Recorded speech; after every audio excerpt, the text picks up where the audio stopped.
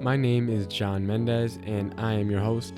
Welcome to Walk to Wealth, where I motivate and inspire people new to the world of personal finance by letting you all in behind the scenes of someone who's still on his way.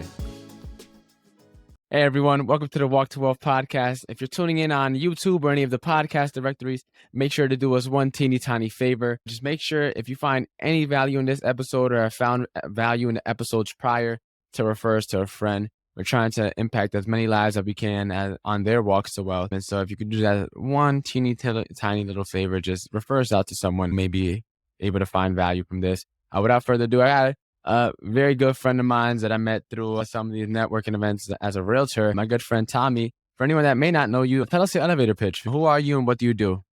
So I'm a realtor with Compass. My office is in Westport, Connecticut. Primarily, I work with all types of real estate transactions on the residential side. So investing, first-time home buyers, resale, the whole thing. Flipping, we kind of do it all. Been doing this for a long time, and here we are trying to make a living.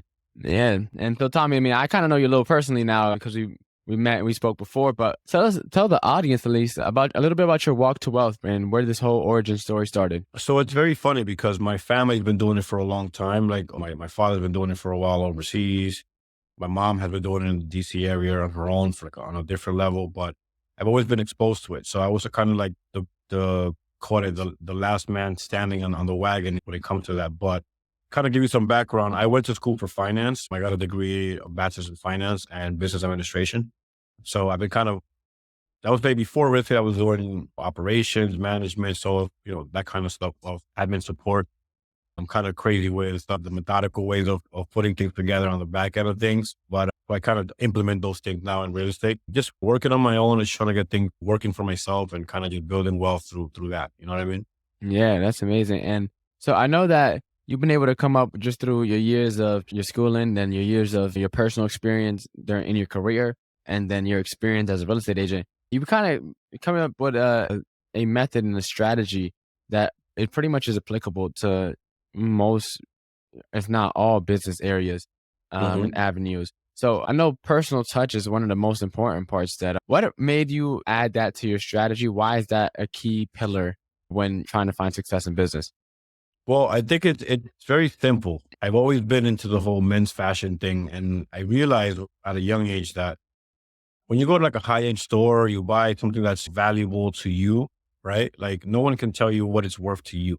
You go to a store, you go to Walmart, you go to any store, you put gas, the price is there, $3 a gallon, for example, right? You either pay it or you don't, but if you don't pay it, where are you going to go get it, right? But when you go to like a higher scale store, you buy a specific product, the service of how you get that product delivered is different. Like when you buy a car, if you buy a Honda, no disrespect to any Honda drivers out there, but if you buy a Honda and you go pick up the car, they wash the car and shampoo it for you, but then they go, here's the key, you can drive off. But if you go up the tier and you buy something like, I don't know, a Lamborghini or one of those exotic cars, they give you an experience, right? And I think that stuck to me early on because I always felt like, okay, well, anyone can sell you a house, right? Anyone can give you a loan. Anyone can give you a car, but not every person can give you an experience, right? So when you take into consideration how you can make someone feel on top of adding value to their transaction, it just makes more sense because that client, that person, friend, family, whoever will never forget how you made them feel, whether it was good or bad, right? So it's like a double-edged sword. So for me, leaving that footprint on that transaction in the client's like mental archive, it's what brings me back referrals now. Like years later, I have clients call me and say, hey, we met at an open house 3 years ago. Like that happened to me a couple months ago. Client called me. I met them at an open house almost 3.5 years ago in Stanford at someone else's listing. I was covering the open house and they called me and bought $1 million house. Like those things, people just don't forget how you treated them, how funny you were, how corny you were, or how fashionable you were. Or just they make all of these things into one formula. And I feel like that's what the personal touch component comes into play, at least for me. How do you find that fine balance between like your personal touch, but also professionalism? And because there's a lot of old traditional ways of thinking when it comes to when it comes to professionalism. So what's your advice there for someone that's trying to navigate the line between personal touch and also keeping professional? I think one of the things that I think is ideal about this industry or any industry related to customer service is you have to learn more about your client, right? Like, let's say you're buying a house with me. Along the process of day one, where we start nurturing and looking for homes versus day 15, when you're probably going to be in contract, and then day 30, getting ready to close. Like through that time period, I feel like you should learn things about your client. What do they do for fun? Do they have any kids? What kind of style are they into for their home? Like for me personally, like I have a client that I'm working with now. They're a couple, right? Really good friends, really good clients. They have kids, but they both work a lot. So in my mind, they're getting married soon. So I'm like, okay, well, they're very close friends. So why don't I give them a couples massage somewhere, like a spa day for both of them? So I know they both work really hard and they have kids in the home. So Mhm. things like that, I come along the way because I've been studying and working with them and I've been around to them, to their families for numerous years. And obviously that time, it takes time to build that like reputation and connection. But I feel like you don't need to learn, you don't need to know me for a year to know what I'm into. You can have a conversation with me and know off the rip, what it is. You know what I Yeah. mean? What are some of the like initial questions you ask when you're trying to you build that rapport, but you're not trying to overstep and get all into the weeds of someone's personal life? Like, what are some like the initial things I you do? kind of, I keep it very simple, to be honest. I feel like for me, it depends. I'm like, hey, so what do you guys do for fun? Like whenever you're not traveling or working or babysitting or whatever, what do you guys into? And then they'll go into it preliminaries, like, introduction and stuff, but nothing too crazy. And then I think based off of that, I kind of just make my own judgment as to where I can step into or not. 'Cause I also don't want to be too invasive. Like that's not my job. My job is to make a connection, get the transaction done, and then obviously accommodate their needs. You mentioned that you got into men's fashion before you got into real estate. Yeah. How has that influenced or impacted, how that experience kind of translated to real estate, or how that experience translated to you and just like your everyday life outside of real estate as well? I think so the backstory behind that is very simple. Before I got into real estate, I was working in the city and I had a very stressful job working with one of like the top brokers in the city. And one day I was like, wait a minute, why don't I just try this out? So I got into, in the fall when it's cooler and colder out, I wear ties, right? So Mhm. I got into this, let me try this out and figure out how I can make some money with an online tie store, right? And I made some contacts, had made some really cool designers, got them done, and it was pretty active when it was on, but I just didn't have the energy or the time to just keep it going because I was working like 14-hour days in a city. I would get home, speak to all the contacts at night when we were trying to sort out orders and ship stuff out. It was just too hectic. But the structure behind that is I went to school for administration, right? Like I did business and business admin. So I just kind of implemented my own strategies in terms of organizing payroll, not payroll, we will call payroll, things like that that would basically run like if it were like a Fortune 500 company, right? And it was just Yeah. like I was literally in my apartment shipping stuff out from my house. You know what I mean? So I don't know. It helped me get even more organized with handling someone else's transaction rather Yeah. than just mine. You know what I mean? Yeah, okay. And I like that my one story, right? To move forward a little bit, Hmm. of the guy. I think the story is like the guy who stopped 6 inches short of a gold mine or something like that, Yeah, yeah. and how it pretty much story pretty much just goes to tell how most people quit too soon before they actually reach the goal that they're trying to get to, and you have to just keep on running with it and stay persistent. How has persistence y- impacted your business? How that made you successful? And how does persistence play into the four pillars that you mentioned in terms of your strategy? I think the persistence is a major key, like DJ Khaled says, because since I was a little kid, like I always wanted more of whatever it is that I was aiming for, right? So Yeah. if I wanted to buy, when I was a little kid, when I wanted to buy a pair of Jordans, that's like every kid's dream, right? Like he's my favorite athlete. So whenever I wanted to buy a pair of sneakers, I always wanted to figure out, okay, well, if I get the pair that's coming out Saturday, how do I save up for the next pair, right? Like I had not even gotten the one that I was drooling about, but I was already plotting the next pair because, as humans, we always want more. And I think that always kept me in check with my persistency because I always worked towards a goal, But on the back of my mind, I was pretty much anticipating the follow-up call. You know what I mean? So it just kind of keep me pushing all the time, to be honest.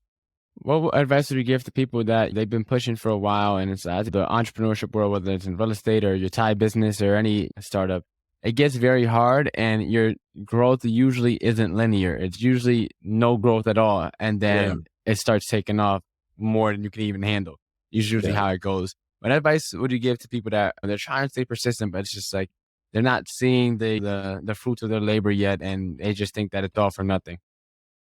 I mean, I think the best thing I can say, and we see all these memes on social media all the time, is do what you love, man. Like if you don't love what you're doing, it's gonna be a heavy job lift for you the whole time.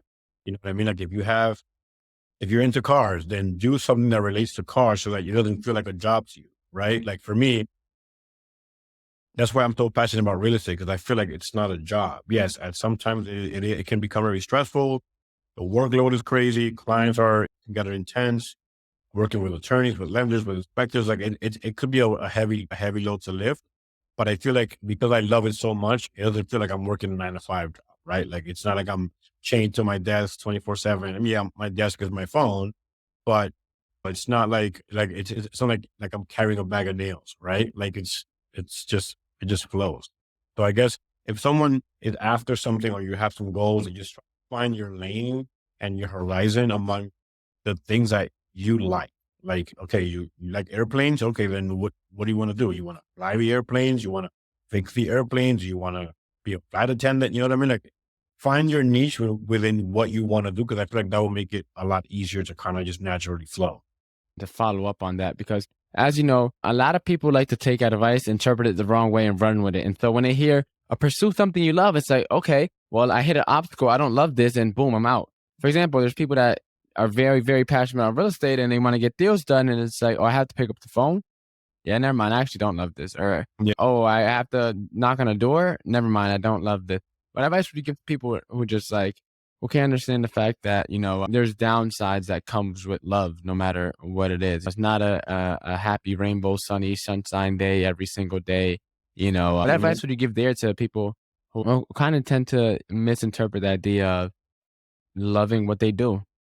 I feel like honestly, I'll give you a perfect example. I mean, to this day, I don't like door knocking. I hate it. Like I I don't care if the weather's nice. I don't care if it's cold. I just dislike door knocking for some strange reason. But I always feel like there's always a workaround for everything. Like if you don't like to dress up, then you can find other ways to still look up to par with what you're trying to do within your industry, right? Like, but you got to find the right workaround so that you're just as efficient, if not more, than what you would be if you did knock on that door or if you did make that cold call. You know what I mean? In my opinion, if I say I like real estate and I don't want to pick up the phone or network or cold call or door knocking or make referral connections, like I, to me that person doesn't really love that much. Like they think they do, but once they got to put in all the work, then it's like that saying that says every lion wants to be a lion until it's time to hunt, right? Like, yeah, Hmm. it looks good. Like, oh, that looks cool. But then when you got to go out to get your food, you're like, oh wait, I don't want to do, I don't want to get dirty, or I don't want to do this. You know what I mean? No, that's an amazing line. I haven't heard that one that everyone lying wants to be a Yeah. lion. Yeah, I haven't heard that one. That's the first. I'll send it. I'll send it to you. I'll find it. I'll Yeah, find it. so I'll send it to you. But it's dope. that's the first one I heard that time. But okay, so what advice would you give to then people? You said kind of find a workaround to become more efficient. What if sometimes workaround isn't as effective as the thing that you're avoiding? What advice would you give? I mean, I think it kind of, again, I'm a little methodical when it comes to certain things, but I always have a plan B, plan C, and plan D, right? Like if I see that option one doesn't work or it may not work one week, it doesn't mean that it won't work the following week. Like let's say I meet someone at an open house, right? They have no Yeah. agent. I know that for a fact. We engage in a conversation. I follow up 7 times, right? And I do that again, not back to back in a week, but I kind of space that out so that they have time to think and digest the info that I'm giving them. If at time 7 they don't engage, then I kind of just fall back. My thing is I don't give up on that person because I feel like, okay, well, what if something happened on their end that their timing might have changed slightly? right? So let's say client A is looking at a house and all of a sudden they're actively looking, they've been pre-approved the whole nine, but somehow they had a death in the family. Here I am blowing up their phone with freaking houses and stuff that right that second, it might not be appealing to them because they're going through a different situation, right? So what I typically do is my workaround to that particular idea not working is I always store numbers in my phone. I have this thing where I have like 8,000 contacts because I store everyone's contacts in my phone from open houses, from they call me for a listing, whatever it is on my phone. So when they call me back again, week 20 or 4 months later or 3 years later, I'm like, oh, hey, so-and-so, how are you? How you been? How are things? Are you still looking?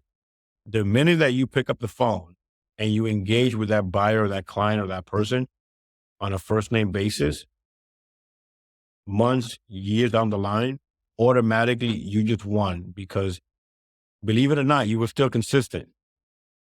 The fact that you might not remember who that person is until you read, like I have a system where in the context, I'll put in the notes. We met at Blind Rhino and had chicken wings and he ate this and I ate this. You know what I Yeah. mean? So when you call me again, as I'm picking up the phone, I'm either on my AirPod or on speakerphone, but I'm looking at your content, reading my notes. So it's very rare for me to not know who I'm speaking with on the phone because I have a system in place to offset that. You know what I mean? Yeah, definitely. And I know you mentioned this earlier that the only way to kind of differentiate yourself in a consumer facing industry, a service based industry, is to give an experience. And you kind of went a little bit into your personal touch. And how have how has your personality though impacted your success? And how did you gain the confidence to be authentically you and not try to give the stereotypical stigma, whatever, whether it's real estate agent or whether it's salesman or whatever industry you may be in? How did you get the confidence to be you no matter what industry you're in? I feel like this industry, believe it or not, is, as you may know already, it's full of a lot of egos, right? Yeah. So my automatic instinct is, all right, well, if I want to work in these towns or this company or meet with this group of people, then I know that there's a group of egos that I have to work with on a consistent basis. So how do I make the difference in that conversation? Well, okay, well, I can't bring an ego to a group of other egos, right? Like if you're gonna go to a networking event and everyone there is gonna be making jokes and funny and stuff, I'm not saying not to make any jokes. That's obviously totally fine. But how do you make the difference in the group of people that you're going to go see if you're going to be just another joker, basically? You know what I mean? So I kind of distinguish myself differently a little bit because I'm very laid back, super chill. I don't have an ego. I work with everybody. I treat everybody with the same level of respect. I show people love. You know what I mean? Like I'm not in it to ruffle any feathers or just strike egos. I'm just here to make money and make a living. You know what I mean? Support my family. A lot of people just want to do the opposite. They just want to show you that they got the bigger gun. And I just don't care. Yeah. I don't care what anyone has or how much they make or how if they're killing it. Listen, man, God bless you, man. It's a blessing. Keep working your ass off, you know. But if I'm not worried about counting anybody's pocket, I in my own pocket. Yeah. So No, that's how I differentiate myself internally from anywhere that I go. I mean, even from when I was like in junior high school, like other kids wanted to go cut class. I was the one in the class, getting my stuff done. You know what I mean? Like it's just different. Like I guess if you have a different mentality, you hit people different. yeah, no, definitely. I definitely agree with that. And I wanted to ask you, because that's kind of more so like for when you're in with other people within your industry, what advice would you give to someone to differentiate themselves in front of a client, whether that's as an agent or whether that's they're selling a product, let's say, a, I don't know, a towel. Like, how would they make their towel or their tie pick your company versus someone else's? I mean, I think that if you're selling me a towel, you need to learn what you're selling first before you can sell it to me, you got to sell it to yourself, right? Like, and I'll go back to a car salesman, right? Like, if you go buy a car, whether it could be a hoop deal, it could be any car, right? The salesman, when you go there, they'll tell you, oh, look, we have 4 new tires. It has these kind of brakes. It has these kind of options. It has a sunroof. It has the stereo system. Like, if he didn't know what the car had, he can't sell it to you, because then really what is he selling you? So I feel like if you're going to work with someone, that person needs to know what they're talking about, what they're doing, what services are they really providing? Are they giving you an experience, right? Which is where our first point. Like, I feel like, to me, the way that I always project myself is, yes, in this industry, we have, I don't know how many realtors in the country that do the same thing. We all don't do it the same way, though. We all don't get the same result, though. You know what I mean? So it's like, how can I add value to someone's, as a friendship, someone's life, as a family member, as a business structure, as a business transaction? Like, you got to add value so that tomorrow you don't forget what you don't forget, one, how I made you feel, and also, what the result that I gave you was. You know what I mean? Yeah. And you've been able to get a lot of experience in several different industry, and you've been able to find success in pretty much all of them. What kind of mindset did it take for you to be successful in business? And was that developed kind of in school? Was that developed through your experiences, or kind of a mixture of both? How did you develop the mindset that you do now? And I think that what ignited that was when I was like growing up, right? Like, I grew up in the Bronx. My parents struggled a lot. We had 3 siblings, and times very rough. And all of those, a lot of different things that we went through, late 90s, early 2000s, kind of just structured the person that you see in front of you. Like, and I say that really humbly, because I am coming from nothing and I'm working my way up the ladder. But those things kind of structure me to know, okay, I know where I want to live. I know what kind of house I want to have. I know what kind of cars I want to have. I know what kind of degrees I want my kids to get. Like, I'm very structured because of the things that I went through as a kid, right? Like, and people often don't talk about that because, again, their egos are just too big for them to let those things out. I just don't really care. But I feel like my business is a clear reflection of me as a person. yeah, and then that's a great point that you finished off with. What are some like the traits that you picked up through the years, whether it's from your childhood or through school, like some of the traits that are quotes that you try to live by and operate by on a day-to-day basis? I feel like, and it's kind of funny that one of the quotes that I've seen for a long time, this quote is saying that says, success is never owned, it's rented, and rent is due every day, right? So it's funny that that's also like a real estate, like, slogan Yeah, or saying or metaphor, whatever, analogy type of thing. metaphor. But if you think about it, it's true. Like, what my level of success, what I want it to be, is not what you may feel or understand what success is to you, right? So that to me means, listen, dude, if you want XYZ, you got to work your ass up to get to XYZ. It ain't going to be given to you. You know what I mean? You got to pay your dues. That's pretty much like what I really like strive on, putting in the work, and obviously learning from my peers, from my transactions, from my experiences, applying different systems to be more efficient, to be more productive. And obviously just keep open bridges that I know would benefit me and benefit my clients along the way, you know? Yeah. You mentioned that rent is due every day. What advice would you give to some people who they wake up on the wrong side of the bed, or it's just one of those days where they're down, or maybe they're in a slump, their life, they've Mhm. just been in a slump, maybe where it's been a day, maybe it's a week, maybe it's a month, maybe they're in a slump for a year. What advice would you give to the people there that just kind of it's been difficult? Yeah, I think when I feel like that, and I feel like that, we're human. I get that also frequently. Whenever I feel like that, I just unplug myself for the day and just like, if it's not like, at the end of the day, I always say this: as a realtor, I'm not a brain surgeon, right? Like, if I have a deal blowing up, or I have a client that's hitting me up consistently, like, okay, that's fine.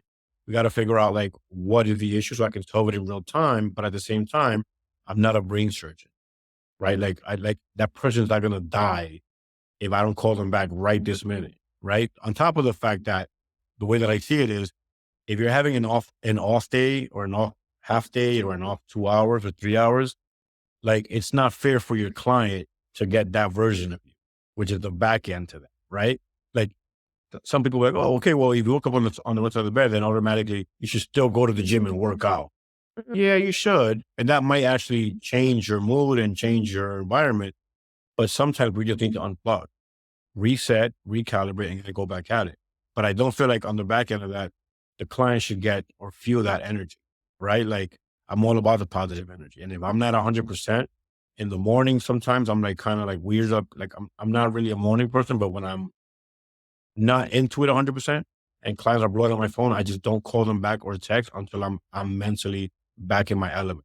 You know what I mean? Like I try to give clients as much as of me as possible when I'm at my peak. I can't give them when I'm at 10% because the energy gets transmitted in the wrong way, and that's not how I want to come off. You know what I mean?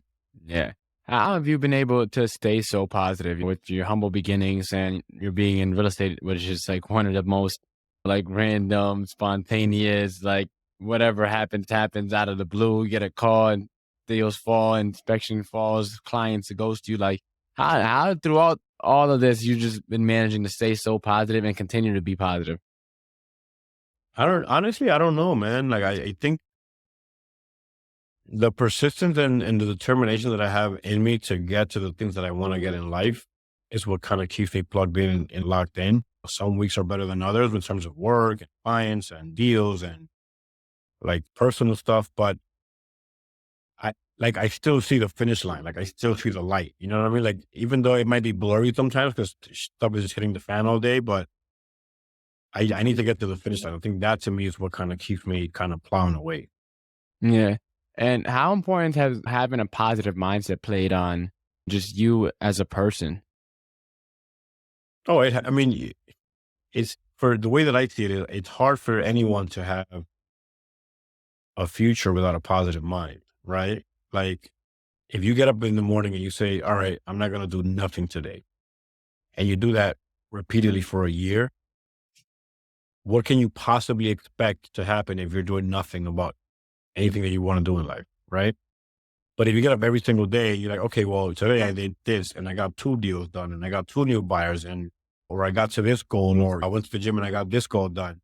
Then automatically you have at least the way I see it is I'm going up like a ladder or a staircase, right? So I'm one step closer to my goals. And I think to me, that's what kind of keeps the positive mindset all the time active because I'm just, the way I see it is I'm just getting one step get closer to whatever goal I wanted to do for that week, for that month, for that year. I feel like I'm getting closer and closer every day that I get up and I bring my A game.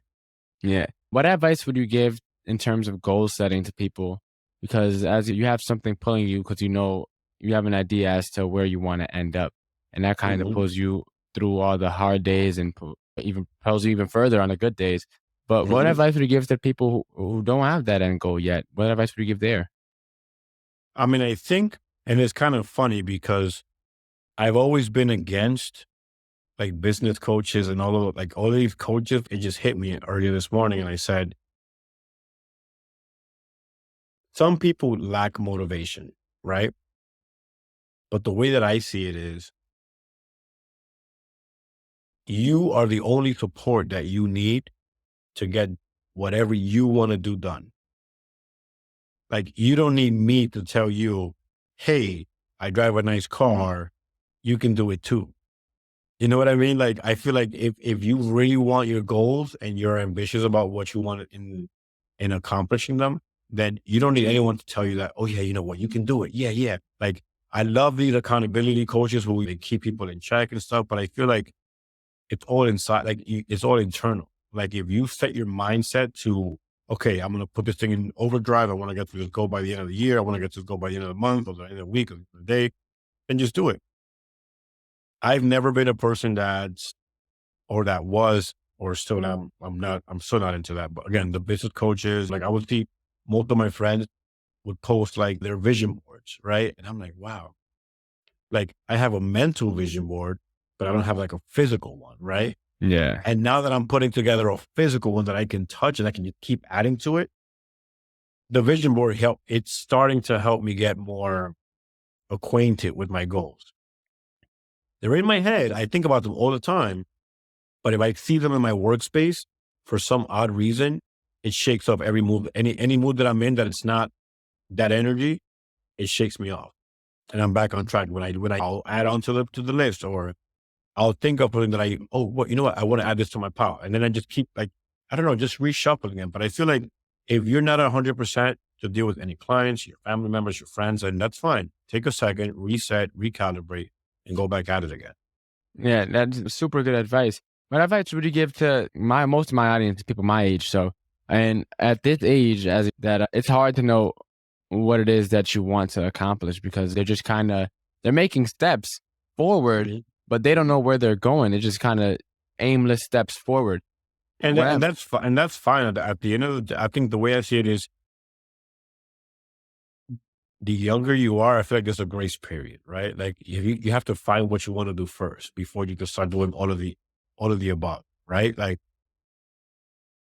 you got to find your passion first. If you don't have your passion, you can experiment certain things and try certain things out to see if there's a seed that can be planted in those things, but you can't go full blown into the air without knowing what you want. Like if you want to be an architect, then how are you looking at firefighter costumes? You know what I mean? You got to find that niche first. Find, what your passion is first. And then once you're there, then you full blown go with the motivational stuff, the vision boards, the networking, putting it all together slowly. Once you're at the level of, you know, finding the curiosity that's going to basically fuel the hunger for that. So you mentioned finding your passion, and I actually looked up the dictionary definition. So the definition of passion is a barely controllable emotion. Right. So by finding your passion, if you replace passion with its definition, it's finding your barely controllable emotion. What's your thoughts on that? Do you have a different way of how you interpret passion? So I think for me, like I'll give you another example. Like one of my passions is cars, right?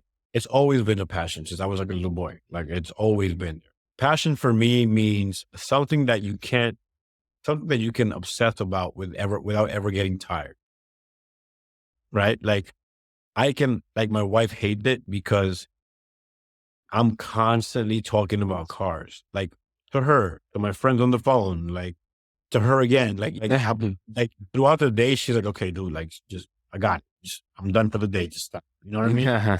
So, I mean, it's been that way even before I met her. I've always been that way.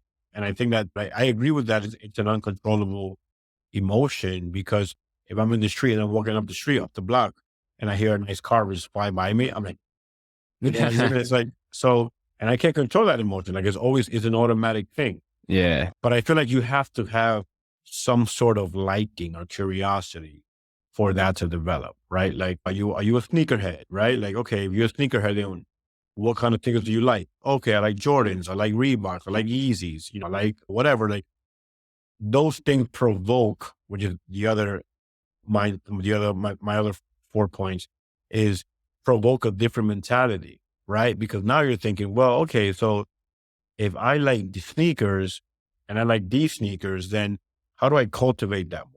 Right. And I like the word cultivate because I feel like you have to develop it. You got to process it. You got to grind it. You got to it's like a diamond. You got to beat it up before it gets pretty. You got to really beat it up and treat it like crap. You know what I mean? And once it's done, you're like, wow, this thing is beautiful. And for that, I think that the perspective is different because I think for you to discover what that emotion is, you got to first play around with what are things that I like that bring me happy. Yeah. What advice has can you give to people so that they can keep their authenticity and not lose themselves over a large span of their life? Because a lot of people look back and by the time they look back, maybe they found success, maybe they climbed up the ladder. And by the time they get up and look back in the mirror and they look at themselves and the reflection is not who they thought they were. What advice would you give to people so that they can continue on as themselves, but also grow at the same time? I mean, I think for me, it's very simple. My thing is, again, I'm like not really worried about anyone else's situation. I don't care about like what my colleagues make. I don't care how much they work, how much they don't work, how much they travel, how big their house is, what kind of car they drive. Like all of those things I think kept me or have kept me sane into my own personality because none of those things influence me or impact where I'm going and where I am at right now or where I've been. Like I'm like this. I'm like, I'm just seeing straight. You know what I mean? Hmm. But I feel like if you do that, you're not going to have a problem with losing yourself and or staying true to yourself because you're only going to be worried about what you do, right? Not what the other person said or what they do or where they shop or where they eat, like all of those things. And I think social media has a really big effect on people because I feel like, and I was saying this to my friend yesterday. I said, everyone wants to be a Kardashian, right? Like you go on social media and you see like most of my friends, probably most of your friends, they want to look like them. They want to like, they forget that amongst their inner self, there's a ton of beauty. And it can mean physically, emotionally, spiritually, financially, like it can be so many things, but somehow people are always like fighting against what social media is pushing out and what content they're pushing out. And I think that if you worry about and you focus on yourself and your goals, I don't think you'll have to really worry about anyone else's situation or what they're up against. And I think that would keep you humble and then it'll keep you in your own lane. Yeah. You mentioned social media, and that's it's that you're getting pushed out tons and tons and tons of content just being rammed down your throat all day, every day. And sometimes, even if you are pretty aware, you'll catch yourself having these comparisons and looking at the people because it's just a highlight reel at the end of the day. You know, Hmm. what do you do when you catch yourself getting caught up? Do you ever get caught up? Are they just that locked into your goals, or like what advice would you give to people who like are on social media and occasionally find themselves like looking at the next man? And it's like because even if you don't try to, it's not like you don't see it. Like Oh you'll yeah, be for scrolling, sure, and so like for what sure. advice would you give there to help people protect their sanity, protect their mind? I mean, I think look, we're about to dive into 2023, and obviously social media is the thing of the future, right? Yeah. It's a double-sided sword. But I have friends that they are on social media all day long, and they're just like literally like they're getting depressed because of how much stuff the other person has, or how much they flaunt their houses and their trips and all this stuff. I don't ever get affected by that because I just honestly, like I said, I just don't care about the other man's pocket or the other person's situation. That kind of keeps me in check, and whenever I see that I'm either one spending too much time in between showings or meetings or whatever on the thing, I gotta unplug and I just turn it off. You know what I mean? Like a lot of people just don't have that self determination of just turning the social media off for a second. You know, and I think that at some point that should be like a reset where you can, all right, bet spending too much time in this department. Let me cut this down a bit. You know what I mean? Only you decide what you use it for, right? Like I use it for motivation. Like if I tell you my social media, everything on my social media is all motivational stuff, right? Like it's cars, it's stuff that I like, lifestyle, fashion, real estate, investment opportunities, motivational things. Like I'm always trying to get people to promote that self love and passion for whatever it is that you like, right? Like I don't do it to push it down their throats. I don't do it to stomp on anybody's like goals. Like if anything, I want to uplift everybody around me, you know. And I think that you just got to figure out what you want to use it for. Yeah, like for me, like on my podcast page, like I only follow the people I interview and then personal finance people. Just Nice. everyone and anyone that's personal finance. Like I was just on it today for like almost an hour. And all I was doing, I go to my favorites and I only favorite people that actually post valuable content. And I'm just Mhm. going on them that you're talking about in your own bank. One guy was talking about opening up a trust and getting life insurance and then policies for everyone in your family to keep the money from your family. Another guy was talking about investing in the S&P 500. A girl was talking about like whether they should buy or rent. Like it's all things personal finance. So when I'm on it, I'm just being smashed with a whole bunch of personal finance tips, tricks, quotes, et cetera, et It's all cetera. personal. It's all personal growth. Exactly, exactly. And so I wanted to ask you, kind of to summarize everything, we talked about your personal touch. We talked about staying persistent, your personality, and having that provocative business mindset. Are there any other tips that you could give to the listeners where whether it's real estate related or business related in general that, or maybe it could be even personal related that you would give so we can find success in our endeavors? I just feel like, listen, man, if my best advice that someone gave to me a while ago, probably like, I don't know, fifth grade, was one of my well, it was my fifth grade math teacher. Never forget Miss Miles. She's a Puerto Rican woman from the Bronx. She always said, if you need help, man, just ask. And I know, and it was crazy because the reason how I would get to that was I've never been a good test taker. I don't know why. Like when I was a kid, I would like get nervous and anxious and stuff. And I was just like, I knew the content, I knew the information, but when I got to the test, man, I don't know. It was like torture.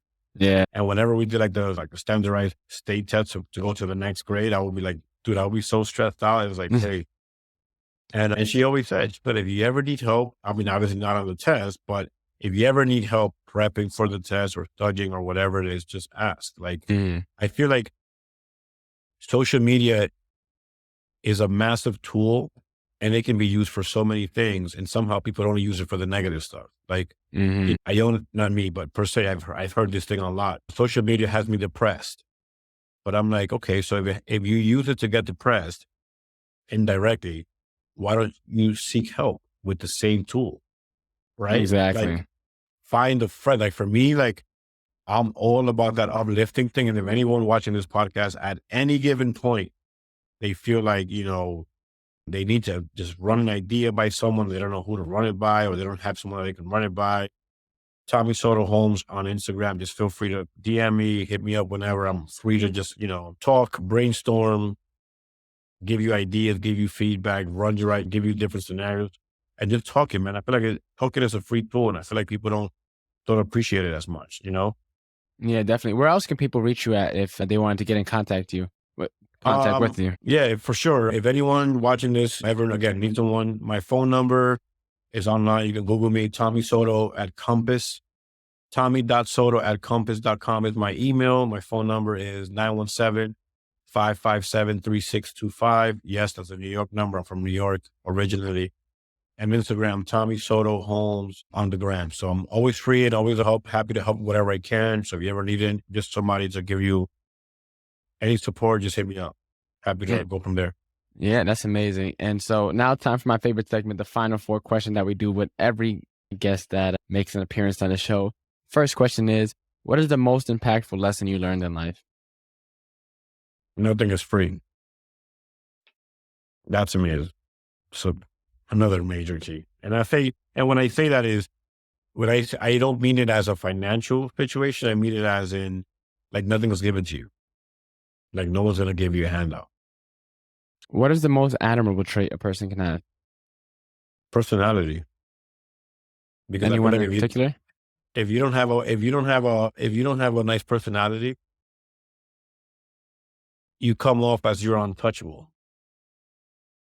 And I feel like if people feel like you're untouchable, then how can they admire what you do if I can't even connect with you on a personality scale? You know what I mean? How about you? For me, no one ever asked me the question back. I'm usually the guy asking questions. I feel like personally, I say honor. I feel like a lot of people are very, very dishonorable, and it's a very old, like medieval. It kind of sounds medieval almost, saying honor, just because it never talked about that they, but an honorable person is very, very, very hard to come by. And honor to be honorable, you got to be honest. You got to be hardworking. You got to be a lot of things to be honorable. So, if you wanted to change someone's life with one book, what would you recommend? Wow, that's good. That's a good one. That's a good question, man. It's Fences by August Wilson. It's not like one of these like 48 Laws of Power books or like one of these like motivational, crazy Da Vinci Code books for some weird reason. Other than obviously, I can see a reflection of me in that book. That's amazing. And the final question is, what is the legacy that you're trying to leave behind? I think in terms of legacy, I just want my kids to know that like everything that I did it for my family, right? Like whether it is goals that I haven't mentioned yet, that I haven't still putting together, or projects or business ventures or more real estate stuff. Just I want to set the tone so that they can pick up wherever I leave off. You know what I mean? Like I don't even if I'm in tomorrow, I'm in a place where my kids don't have to work again. I still want them to pick up where I left off. If they like what I did and what I do, like obviously they have their own choice. But I think that legacy is I just want to implement the hard work and obviously avoid them from going through what I went through growing up. Yeah, that's amazing. Well, Tommy, I'm glad we was able to connect. I'm glad he was able to make it, hop onto the show. And I know my audience definitely get a lot of takeaways. And I know that I definitely got some takeaways myself throughout this conversation. I'm glad you was able to hop on and make it on the show. And I just appreciate you for just taking the time just to really share some genuine tips and advice that you gained from your experience in your life. For real, man. Anytime, brother. I'm here for whatever you need. Thank you guys for tuning in to today's episode. Again, I am your host, John Mendez. You can find me at JohnMendez_realtor and at Walk to Wealth on Instagram. Please make sure to subscribe and leave a review if you're loving the podcast so far. New episodes are released every Sunday. Look forward to seeing you guys in the next episode. Take care.